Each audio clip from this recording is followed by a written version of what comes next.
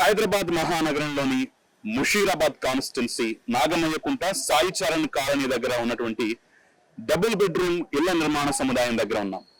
అయితే ఈ double bedroom ఇళ్లను ప్రతిష్టాత్మకంగా మేము కట్టిస్తున్నాం, పేదల కష్టాలు తీరుస్తామంటూ ప్రభుత్వం హామీ ఇచ్చింది. కానీ ఇక్కడ పరిస్థితి మాత్రం దానికి విరుద్ధంగా ఉంది. ఇక్కడ నివసించేటటువంటి పేదలకి కష్టాలు డబుల్ అయ్యాయని చెప్పాలి. ఎందుకంటే అంతకు ముందు ఇక్కడ నివసిస్తున్నటువంటి వాళ్ళందరినీ ఖాళీ చేయించి దాదాపు 100 కుటుంబాల వరకు రోడ్డున పడినటువంటి పరిస్థితి. మేము సంవత్సరంలోగా మీకు డబుల్ బెడ్రూమ్ ఇల్లు కట్టిస్తాం, మీ జీవితాల్లో మార్పు తీసుకొస్తాం, మీ నివాసానికి మేము బాధ్యత తీసుకుంటాం, భరోసా ఇస్తాం అని చెప్పిన ప్రభుత్వం దాదాపు 3 సంవత్సరాలు గడుస్తున్నా సరే దీని ఇంతవరకు పూర్తి చేయనటువంటి పరిస్థితి. ఇక్కడ ఉన్నటువంటి చాలా మంది ప్రజలు తమ ఉండటానికి నివాసం లేక వేరే వేరే ప్రాంతాల్లో ఉంటూ అక్కడ ఇళ్లకు అద్దెలు కూడా కట్టుకోలేనటువంటి దుర్భరమైన పరిస్థితుల్లో వారంతా జీవనం సాగిస్తున్నారు. మరి 3 సంవత్సరాలుగా ఎందుకు ఇక్కడ ఈ పరిస్థితి నెలకొంటోంది? ఇంకా ఎందుకు ఇక్కడ నిర్మాణాలు పూర్తి కాలేదు? ఇక్కడ అంతకుముందు నివాసం ఉన్నటువంటి స్థానికుల పరిస్థితి ఏ విధంగా ఉంది, వాళ్ళ కష్టాలు ఏ విధంగా ఉన్నాయి, వ్యతలు ఏ విధంగా ఉన్నాయో ఒకసారి తెలుసుకునే ప్రయత్నం చేద్దాం. మరి కాసేపట్లో ఇక్కడ బీజేపీ కీలక నేతలైనటువంటి కేంద్ర మంత్రి కిషన్ రెడ్డి, అలాగే మాజీ రాష్ట్ర అధ్యక్షుడైనటువంటి ఇప్పుడు ప్రస్తుతం ఓబీసీ మోర్చా అధ్యక్షులుగా ఉన్నటువంటి లక్ష్మణ్ ఇక్కడికి రాబోతున్నారు. మరి వారిని కూడా ప్రశ్నించే ప్రయత్నం చేద్దాం మనం ఒకసారి. ఇక్కడ ఉన్నటువంటి ప్రస్తుతం అప్పటి బాధితులు ఎవరైతే ఉన్నారో వారందరినీ ఒకసారి కలుసుకుని వారితో మాట్లాడే ప్రయత్నం అయితే చేద్దాం. స్థానిక పార్లమెంటు సభ్యుని హోదాలో కేంద్ర హోంమంత్రి కిషన్ రెడ్డి గారు నగరంలో 2 పడకల గదుల ఇళ్ల నిర్మాణం విషయంలో పరిశీలించడానికి ముషీరాబాద్ లో సాయి చరణ్ కాలనీ ఇవాళ రావడం జరిగింది. నేను గతంలో ఎమ్మెల్యేగా ఉన్నప్పుడు అనేక బస్తీ ప్రజలను ఒప్పించి రాష్ట్ర ప్రభుత్వం మీద 2 పడకల గదులు విశాలమైనటువంటి గదులతో ఇల్లు నిర్మిస్తామని చెప్పారని దాదాపు అన్ని బస్తీలలో తిరిగి 12 బస్తీలను ఒప్పించి ప్రతిపాదన ఇవ్వడం జరిగింది. 12 బస్తీలకు ప్రతిపాదన ఇస్తే ఆ రోజు మంత్రి గారు కేటీఆర్ గారు స్వయంగా అసెంబ్లీకి 1000 చొప్పున ఎమ్మెల్యేకు 1000 చొప్పున మొదటి విడతగా ఇస్తాము, ఆ రకంగా మొదటి విడతగా హైదరాబాద్ లో 1,00,000 ఇల్లు కట్టిస్తాము, తెలంగాణ మొత్తం 2,63,000 ఇల్లు అయితే హైదరాబాద్ లో 1,00,000 ఇల్లు కట్టిస్తామని, ఉచితంగా ఇస్తామని, ఆ రకంగా పేదలు ఆదుకుంటామని చెప్పి 6 బస్తీలను మంజూరు చేసి 1 లంబాడి తాండా, 2 సాయి చరణ్ కాలనీ, 3 అంజయ్ నగర్, 4 ఎల్బీ నగర్, 5 కోదండ నగర్, 6 బుడగ జంగం బస్తీ బోలక్పూర్, అన్ని దాదాపు కూడా 90% దళిత బస్తీలే. చివరికి వాళ్ళు ప్రతిపాదనలు మంజూరు చేసిన దగ్గర 2015లో ఇవన్నీ స్వయంగా నేను మంత్రి గారితో మాట్లాడి మంజూరు చేపిస్తే ఆ 431లో చివరికి 319 మాత్రమే పనులు ప్రారంభించారు. పనులు ప్రారంభించి ఇవాళ 2020 సంవత్సరం వస్తుంది. 2020 సంవత్సరం నీళ్ళు ఉన్నాయో ఈ రోజు ఆ కట్టడాలు కూడా చూస్తాము, నాణ్యత లోపిస్తుంది. ఇంకా 6 నెలలు పడతాయి. ఇప్పుడు బట్టి ఈ భారం అంతా కూడా లేకపోతే వీళ్ళంతా కూలీ చేసుకునే వాళ్ళు దళితులు కాబట్టి దాదాపు 60-70 సంవత్సరాలు ఉన్న బస్తీలో సొంత ఇల్లు కళ సాకారం అవుతుందంటే మేము ప్రధానమంత్రి ఆవాస్ యోజన కింద మోదీ ప్రభుత్వం అయితే మీరు 30 గజాలున్నా 40 గజాలున్నా మేము ఈ రోజు ఆర్థికంగా సాయం చేస్తామంటే నాగమయ్యకుంట వాళ్ళు 2 పడకల గదులకు ముందుకు రాలేదు, సస్యమీరు అన్నారు. చివరికి వాళ్లకు ప్రధానమంత్రి కింద ఇప్పిస్తామని చెప్తే దాదాపు ముషీరాబాద్ లో 2,600 దరఖాస్తులు మోదీ ఇళ్ల కోసం వస్తుంది.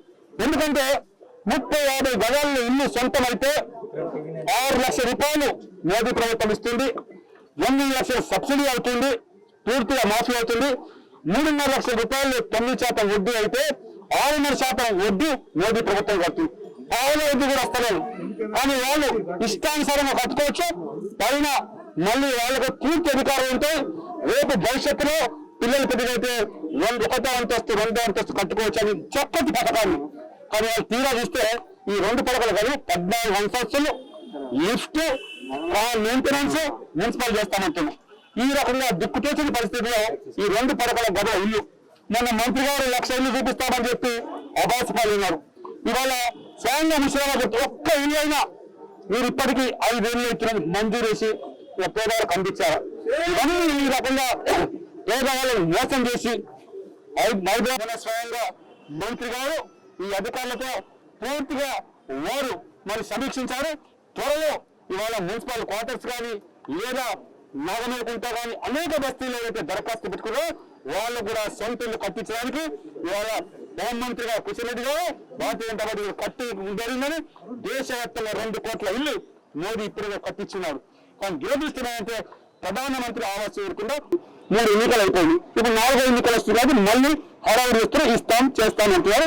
మళ్ళీ ఎన్నికలు అయిపోయినా యథావిధి అటువంటి 2 గదుల పేద ప్రజల కోసం ఇళ్ల నిర్మాణం ఏదైతే జరుగుతుందో దాన్ని పరిశీలించడం కోసం స్థానిక మాజీ శాసనసభ్యులు డాక్టర్ లక్ష్మణ గారితో కలిసి అదేవిధంగా ఇతర అధికారులతో కలిసి శంకుస్థాపన చేశారు. ఆ రోజు రాజకీయాలను పక్కన పెట్టి రాజకీయ విభేదాలను పక్కన పెట్టి మా ఇక్కడ అధికార పార్టీ గెలిచినట్లయితే మాకు ఇల్లు ఇస్తామని చెప్పారు కాబట్టి ప్రజలందరూ కూడా టిఆర్ఎస్ పార్టీకి ఆ రోజు ఓటు వేసి గెలిపించారు. టిఆర్ఎస్ పార్టీ 5 సంవత్సరాలుగా మున్సిపల్ కార్పొరేషన్ లో మేయర్ కూడా ఈరోజు కొనసాగా ఇళ్ల నిర్మాణం ఇంత పూర్తి కాలేదు. కేంద్ర ప్రభుత్వం ఇక్కడ ఇచ్చినటువంటి ఇల్లు మరి పూర్తి చేయలేదు. ఒక్క లబ్ధిదారుని పేరు కూడా కేంద్ర ప్రభుత్వానికి పంపలేదు. ఇక్కడ డబ్బులు కూడా ఇవ్వడం జరిగింది. పక్క రాష్ట్రమైనటువంటి ఆంధ్ర రాష్ట్రంలో అన్ని ఇళ్లకు కేంద్ర ప్రభుత్వ వాటా నిధులు నరేంద్ర మోడీ గారి ప్రభుత్వం నుంచి తీసుకొచ్చే బాధ్యత నాది.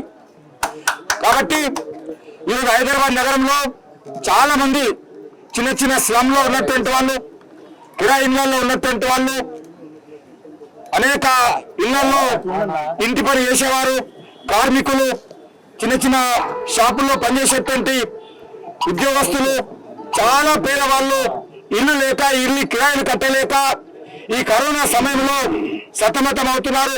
ఉదాహరణకు ఈ సాయి చంద్ కాలనీలో కూడా మరి సాయి చరణ్ కాలనీలో కూడా గతంలో ఇళ్ళ బిల్ ఫౌండేషన్ వేసినప్పుడు వాళ్ళందరూ కూడా సంవత్సరంలో ఇల్లు పూర్తయితాయనే ఉద్దేశంతో పక్కన ఎక్కడ ఇల్లు దొరికితే అక్కడ తొందరగా ఎంత కిరాయి అయినా చెప్పినా కూడా మాకు ఇల్లు వస్తాయనే దృక్పథంతో కిరాయిలలో ఉంటున్నారు. ఉన్నటువంటి సమస్యలు కావచ్చు అన్ని పూర్తి చేయాలి. అన్ని ఇళ్ళకు కూడా విద్యుత్ కనెక్షన్ కానీ, వాటర్ కనెక్షన్ కానీ, డ్రైనేజ్ కనెక్షన్ కానీ, రోడ్డు కనెక్టివిటీ కానీ ఇవన్నీ కూడా యుద్ధ ప్రాతిపదిక మీద పూర్తి చేయాల్సిన అవసరం ఉంది.